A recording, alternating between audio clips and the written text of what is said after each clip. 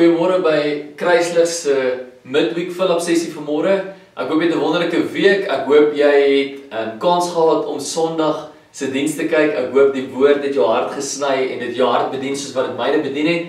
En dis my so voorreg om vanoggend die Midweek Fill-up sessie te kan doen. Dis iets wat ons begin het in die lockdown en ek het nie gedink ek gaan dalk 'n kans kry nie, maar hier is dit. Ek het die voorreg om vanoggend 'n kort devotion te deel, 'n kort woord te deel. En ek wil vanoggend sommer begin deur net te praat oor dat die Here sien jou raak en die Here maak nuut. Want ons vind onsself in 'n crazy interessante tyd in hierdie lockdown tydperk waar ons is, of in hierdie lockdown periode waar ons is. En klomp goeders is vir ons nuut en klomp goeders is vir ons anders en baie goeders is vir ons vreemd. So vanoggend wil ek net begin deur 'n skrif te lees in Jeremia 29. Dit is een van die bekendste skrifte wat ons sal ken. Ek dink saam met Johannes 3 vers 16 is hierdie die skrif wat die meeste op bekers, Bybels, boekies, banners, enige ding geprint word, in koem of langs die pad, borde wat jy sal sien, billboards wat jy sal sien, is hierdie skrif saam met Johannes 3 vers 16, dit is Jeremia 29 vers 11, en hy sê, "For I know the plans I have for you, declares the Lord, it's plans to prosper you." En hier sê, ek weet watter planne aangaande ek vir jou het. Nou vanoggend sit jy dalk en jy dink, André, of jy sê, "Yes, André, dit is maklik om te sê, ek weet wat se plan ek vir jou het, maar weet jy waar is ek?" Nou, dit is interessant dat die Here hierdie skrif gebruik, of hierdie woorde gebruik in Jeremia 11, of Jeremia 29 vers 11, want Jeremia 29 vers 1 sê die volgende, "Now these are the words of the letter that Jeremiah the prophet sent to Jerusalem to the reminder of the elders who were carried away captive. I said to the priests, to the prophets, and to the people whom Nebuchadnezzar had carried away captive from Jerusalem to Babylon." So, hy begin deur te sê, in die begin, ons almal ken Jeremia 29 vers 11, wat hy sê, ek weet wat die gedagtes ek kan gaande vir julle het, en dit klink vir jou of dit net great is en voorspoed is en. Maar daai spesifieke skrif word geskryf vir ouens wat ontvoer is, gesteel is, vrouens wat gesteel is by hulle mans, wat weggevat is van hulle kinders af en nou weggelei word in slawerny. Dit is waar die mense hulle self bevind. En dan kom die Here in daai tydperk en hy sê, ek weet wat se gedagtes ek kan gaande vir julle het. Hy sê dit is goeie gedagtes. En ek wil vanoggend dit vir jou verduidelik deur 'n illustrasie net van hierdie stuk hout wat hy lê en hierdie twee houtswaarde wat hy lê. So gedurende die lockdown het ek baie tyd gehad om tyd te spandeer met 'n kettingsaag en met 'n bytel en met my grinder. So ek hou daarvan om goed te bou, ek hou daarvan om houttafels te bou en ek hou daarvan om stoele te bou en klomp goeders te maak, en dit is regtig 'n passie wat na my hart lê en dis 'n groot liefde wat ek het is om met hout te werk vandat ek klein was. En in die lockdown tydperk het ek klomp gebou en van die hout wat agtergebly het of wat eintlik die offcuts is wat nou eintlik weggegooi moet word, is stukke soos hierdie wat nou lê. Hierdie is 'n ou stuk koorsboom. Dit kom van Rustenburg Waterfall Mall af, van die bome wat hulle afgesaag het daar buite. Ek het eendag op pad Woltie verby dit gery. Ek het van hierdie bome daar sien langs die pad lê en ek het vir die mense gevra, kan ek dit kry? Kan ek van hulle oplaai? En ek het uitgeloop en vir my spesifiekes uitgesoek, hoor my stompe uitgesoek wat ek dink, hierdie stomp gaan iets greats word. Hierdie stomp gaan 'n great tafel word. Hierdie stomp gaan 'n great stoel word. Hierdie stomp gaan iets moois kan word. Laai op my bakkie. En ek het hulle gevat en met die tyd het ek hulle begin verwerk en nou bly daar sulke lang kante oor van hierdie stompe. Nou, wat in hierdie tydperk vir jou belangrik is om te hoor, is dat jy voel dalk in hierdie tydperk soos hierdie stomp. Dit voel, weet jy wat, ek was op 'n tyd 'n magtige groot boom gewees wat koelte gebring het, en ek kon vir myself sorg, ek kon my eie water uit die grond uittrek, en bam, daar gebeur iets. Op 'n dag tref corona die wêreld, dit is presies soos vir hierdie bome, hulle het nog net lekker gestaan en koelte gegee, gedoen wat hulle moet, en toe stop daar manne met trokke, kettingsaag, en hulle saag daai bome af. Die bome het geval en hulle word opgesaag in stukke en op 'n trok gelaai, en amper 100% van daai bome word op 'n ashoop gegooi en hulle lê daar en vrot en word opgeëet deur termiete. Dit is basies die sirkel wat gebeur wanneer bome afgekap word. Nou, jy voel dalk soos die stuk wat ek sê wat voel sy purpose was verlore.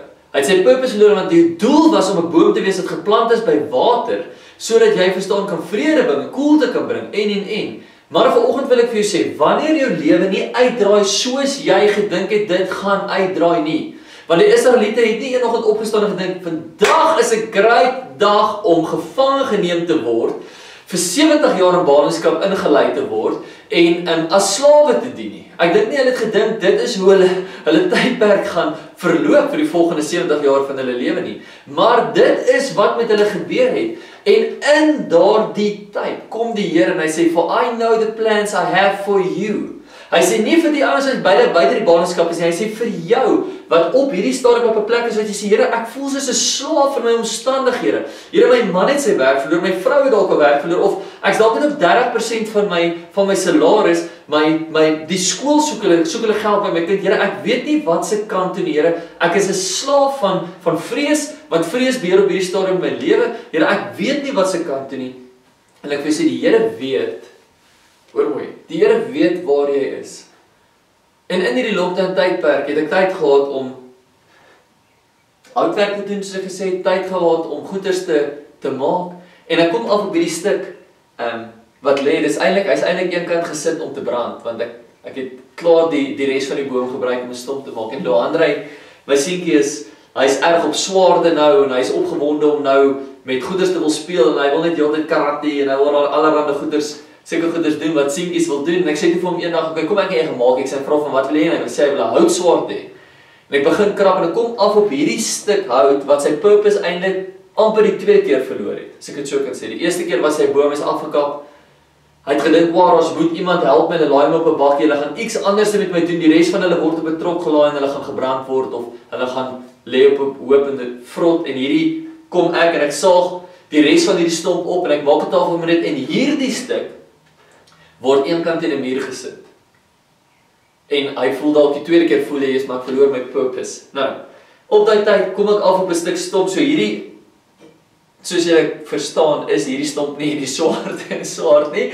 Dis nie die ander deel van hom, maar ek kom af op die ander stuk hout wat soos hierdie lyk, en André sê wil 'n swaard hê, en ek kry 'n prentjie in my kop van 'n swaard wat ek wil maak vir my seun. Want ek kyk na my seun, ek weet wat hy gaan geniet. En ek kry 'n koutjie en ek begin die prentjie op die hout teken van die swaard wat in my kop is. Ek kry gedagtes rondom die swaard wat ek wil skep uit hierdie gemors stuk hout uit, as ek dit so kan sê. 'n Stuk offcut hout uit.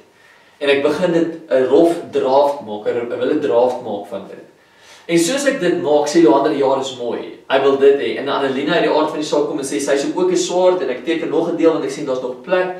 En ek begin iets maak, en dit vat my 'n tydperk om die swaard te begin uitsaag. En soos ek hom uitsaag, begin ek hom kap met die bytel, afkap met die bytel. En toe met my grinder begin ek hom skuur. Sy kante glad skuur. En hoe meer tyd ek aan hierdie swaard spandeer wat uit hierdie gemors stuk hout uitkom, hoe meer begin die swaard vorm kry, en hoe meer kan ek sien die uitwerking wat dit op André het is, wow, kyk wat kom uit hierdie hout uit. Is dit wat daaruit kan kom? En die les wat die Here my geleer het in lockdown spesifiek oor dit is, wanneer jou lewe lyk soos hierdie, en jy besluit om oor te gee, en te sê, "Dad, ek kan net nie meer nie. Vat my, U is die pottebakker en ek is die klei. Here, ek het knowledge vandag dat U die pottebakker is en ek die klei. Vat my en maak met my net wat U wil." Surrender. Wees deel van die liggaam van Christus, wat beteken, bely mekaar julle misdade en sondes, bely mekaar die seer in jou lewe. Sê vir iemand, ek is op so 'n terrible plek. Ek is op so 'n lae plek in my lewe. Moet nie, ek wil net een ding gesê, wag. As jy wil hê dan moet 'n swaard uit hierdie stuk hout uitkom, dan moet hierdie hout sy ego toelaat dat ek hom kan bewerk. As jy wil hê dan moet iets moois uit jou uitkom, in hierdie tydperk wat dalk vir jou swaar is, dan moet jy die Here toelaat om in jou te werk, en mense wat die Here liefhet, toelaat om in jou lewe inspraak te hê, sodat die Here die mooi uit dit uit kan haal. En ek vanoggend is dit waarlik op my hart om net hierdie eenvoudige beginsel met jou te deel van wat die Here vir my geleer het oor 'n stuk hout wat sou gevrot het, maar omdat ek gestop het langs die pad, moeite gedoen het om hom op te laai en om my huis te bring en hom bewerk het, kan my kinders vandag hierdie geniet. Hoe is dit van toepassing vir ons? Daar was 'n dag wat jy presies soos daai stuk stomp langs die pad gelê het. jou einddoel was die ewige dood. Einddoel was die ewige dood. Dit is wat vir daai stomp lê as niemand hom oplaai nie. Maar daar was 'n dag wat die Here aan jou hart geklop het. En as jy oopmaak en hy kom in en hy lewe binne in jou, dan gee hy vir jou 'n tweede kans om iets mooi te wees. En dit wat jy word, is nie net dat jy meer waarde kry en vorm kry en iets moois word nie, maar dit bring vir my kinders, om hierdie swaard vas te hou met om te speel, bring dit vir my kinders vreugde. En dieselfde vir jou. As die Here met jou pad van heiligmaking begin staan, en hy maak iets moois uit die gemors in jou lewe uit, dan bring dit vir die mense om jou vreugde. Dit bring vir die mense om jou vrede, want dit bring vir daai ding van hulle hart van die Here sien ons raak, die Here is nog steeds hier, kyk wat doen hy in ander se lewe. So vanoggend hoop ek dit bless jou. Jeremia 29 vers 11, wat sê, "For I know the plans I have for you, declares the Lord. It's plans to prosper you." En wanneer is dit geskryf? In 'n tyd wanneer die mense gevang word vir slawerny.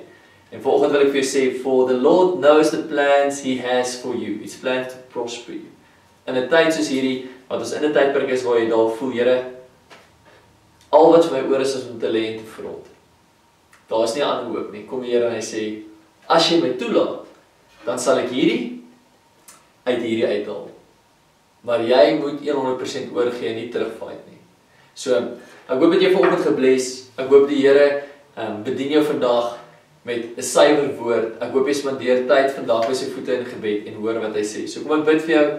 Nou hoop ek jy 'n wonderlike Woensdag. Vader, dankie, Here, vir u koninkryk. Dankie, Dad, dat ons kan leer, Here, uit praktiese goeders uit, Here.